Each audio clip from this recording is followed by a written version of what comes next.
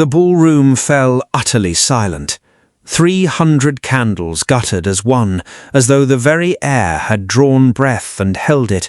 For there, upon the polished oak floor of Marchmont House, the most powerful duke in all of England knelt before a woman in a gown the colour of dust and old roses, and the whole of fashionable society watched in disbelieving horror as his ungloved hand closed gently around her ankle.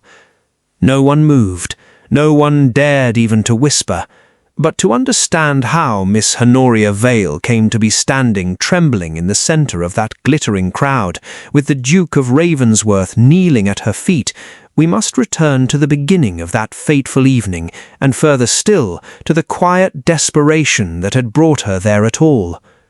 Honoria Vale had not always known want. Her late father, a colonel of modest fortune, had left his widow and only daughter a small inheritance, enough for a respectable cottage, but nowhere near enough for the silks and satins that adorned the daughters of the ton. And so for 3 seasons running, Honoria had worn the same gown of pale rose silk to every assembly she attended, mending its hem by candlelight, sponging its faded bodice with vinegar and patience, praying that no one would notice how the colour had dulled, like a memory left too long in sunlight. Someone always noticed. "There she is," murmured Lady Cressida Wexford that very evening, her fan snapping shut with the crack of a pistol shot. "In that same wretched frock. One wonders if Miss Vale owns a mirror, or merely a great deal of audacity." Her companions tittered behind their gloved fingers. Honoria's cheeks burned, though she lifted her chin with the quiet dignity her father had taught her, a soldier's dignity, the kind that does not require an audience to be real.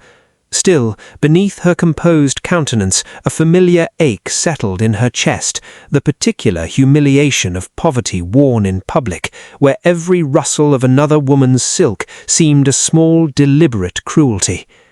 She had not wished to attend the Dowager Countess of Marchmont's ball at all, but her mother had pressed her hands and whispered, "We must keep our place in society, dearest, faded though our circumstances may be," and Honoria, ever dutiful, had relented.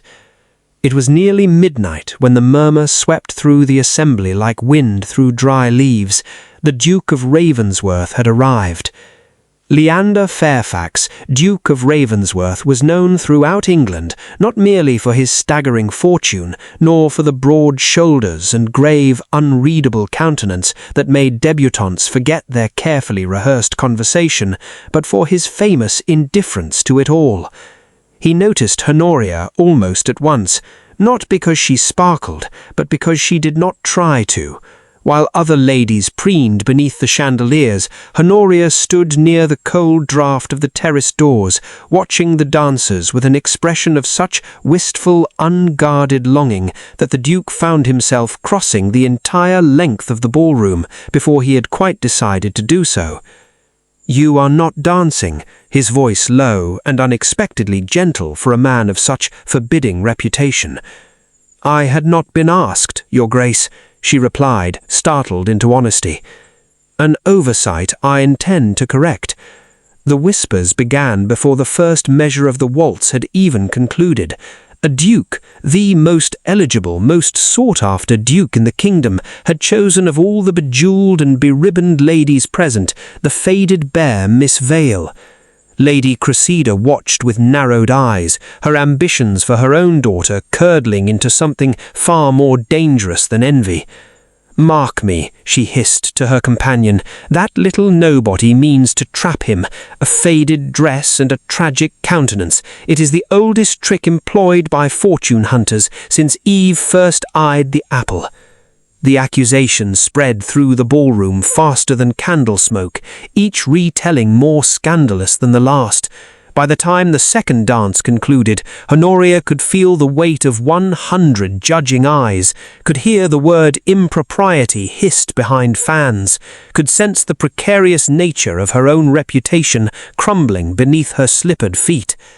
She thought of her mother, waiting anxiously at home, and wondered with rising panic whether she had ruined them both simply by accepting a single dance. Before we go further into this tale of scandal, heartbreak, and the kind of love that dares to defy an entire ballroom's judgment, if you find yourself holding your breath alongside Honoria, I would be ever so grateful if you pressed that like button and subscribed to the Duke's Lost Letters. It is your support alone that allows these forgotten Regency romances to be told, and I promise you, dear listener, the most astonishing moment of this story is still to come. The Duke, sensing the storm gathering around her, drew Honoria toward the relative quiet of the library, where flickering candlelight cast long, trembling shadows across rows of leather-bound volumes. The cold draught from an ill-latched window stirred the hem of her faded gown. "You must not mind them," he said quietly. "Society mistakes silk for substance, and I have buried a mother who learned that lesson too late to save herself." "It is easy for a duke to say such things," Honoria answered, her voice catching with an ardent, unguarded grief she had not intended to reveal. "You have never known what it is to be measured and found wanting before you have even spoken a word." "No," he admitted, his grey eyes holding hers with an intensity that made her breath falter. "But I know what it is to watch a worthy soul diminished by people unworthy of judging her." It was, perhaps, the most dangerous sort of declaration, not a proposal, not yet a betrothal, but the unmistakable tenderness of a man beginning, quite against his own careful nature, to fall in love. They returned to the ballroom only when propriety demanded it, unaware that Lady Cressida had spent their absence weaving her cruelest scheme yet. A rumour whispered into the right ears that Miss Vale had lured the Duke alone into the library with calculated impropriety, sacrificing her reputation entirely to secure his fortune. The accusation struck the assembly like a thunderclap.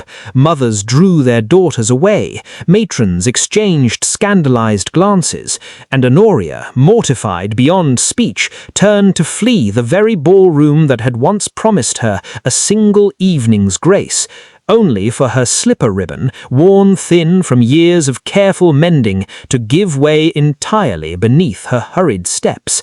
She stumbled. A collective gasp rose around her, sharper now, hungrier, as though the room itself anticipated her final humiliation. And then the Duke of Ravensworth knelt. Before the Dowager Countess, before Lady Cressida's triumphant sneer, before the entire glittering, judgmental assembly, Leander Fairfax lowered himself to one knee on the cold floor and gathered the broken ribbon of her slipper into his own steady hands. "Your Grace," Honoria whispered, scandalized, "you must not, the impropriety." "Let them watch," he said, loud enough for every ear in that silent room to hear, his ardent gaze never leaving her trembling countenance.